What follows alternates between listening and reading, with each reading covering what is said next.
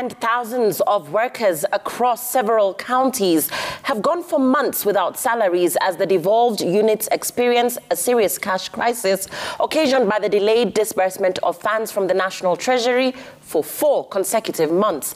A situation that has caused untold suffering to county staff who are now unable to fend for their families. Safin Achieng Oma highlights the struggles of one clinical officer from Kisii County.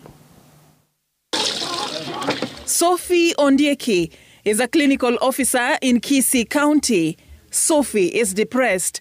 Life has become unbearable as she struggles to make ends meet due to delayed salaries.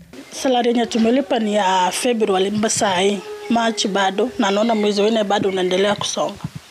Tuko tumelipa jana, hiyo pesa yote unaenda unalipa madeni school fees, tena unabaki tena upweke. Hakuna pesa. Tunaumia sana.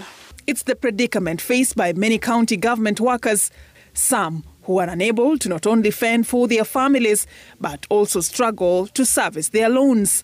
Madaktari, yani medical field, tuko depressed sana. Watu wako na depression, sasa tunashinda tunakimbilia wapi? Uko na kazi but haikusaidii.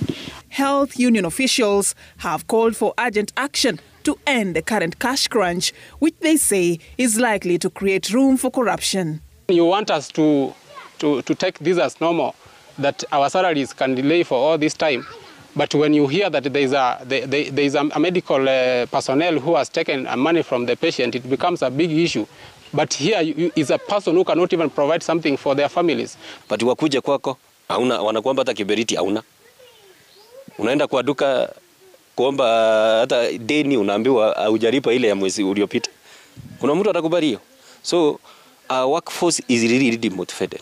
Kakamega Governor Fernandez Baraza, who appeared before the Senate Budget and Appropriations Committee, said that Treasury owes county governments about 96 billion shillings arrears accrued from January this year. So far, we have not received monies for January, February, and March, almost 96 billion Kenya shillings. Governors have opted to suspend development projects and go for bank overdrafts to pay salaries to workers. Any money coming in, priority is to pay salaries. That's the unfortunate thing, that we have to pay salaries before we do anything else.